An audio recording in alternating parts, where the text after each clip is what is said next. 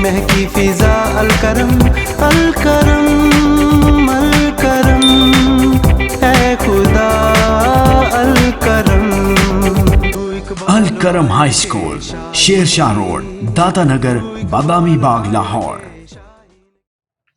आऊज़ुबिल्लाहिमिनश्शैतानिर्रजीम, बिस्मिल्लाहिर्रहमानिर्रहीम।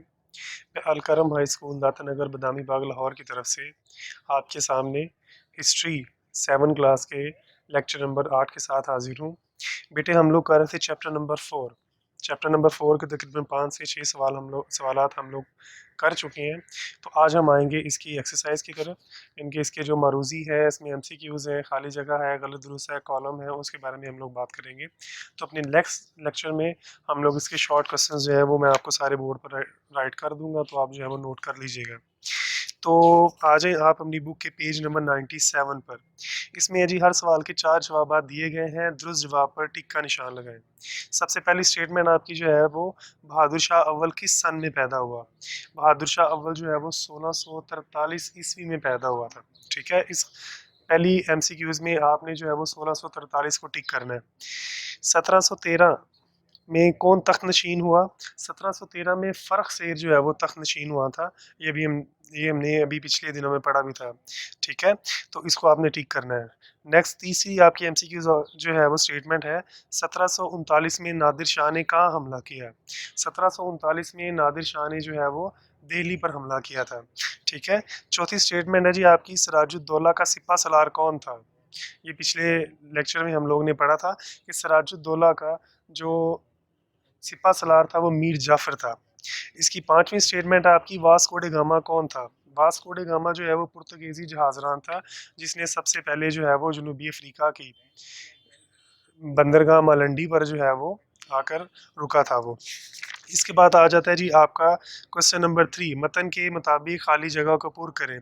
मोहम्मद शाह रंगीला की वफात के बाद उसका बेटा अहमद शाह इसका जानशीन बना। आपकी पहली खाली जगह में क्या लफ्ज़ आएगा, जानशीन। नंबर 2, नादिर शाह ने 1738 में तख्त पर कब्जा कर लिया और नादिर शाह दुर्रानी के नाम से बादशाह बना।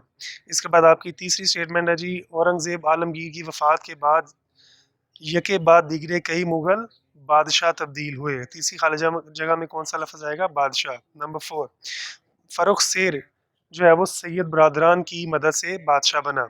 नंबर 5, अली वर्दी खान के बाद इसका नवासा नवाब सिराजुद्दौला बंगाल का जो है वो नवाब बना था।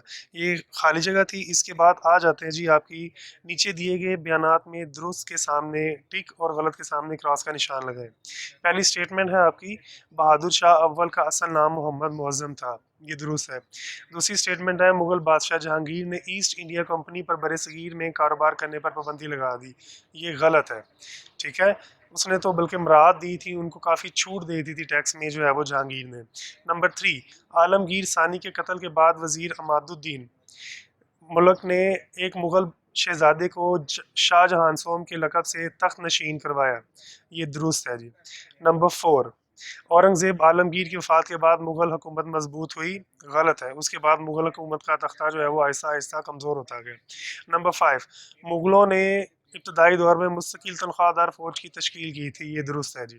इसके बाद आ जाते हैं जी आपका क्वेश्चन नंबर 5। कॉलम अलिफ और कॉलम बे से मिलाकर दुरुस्त जवाब कॉलम जी में लिखें।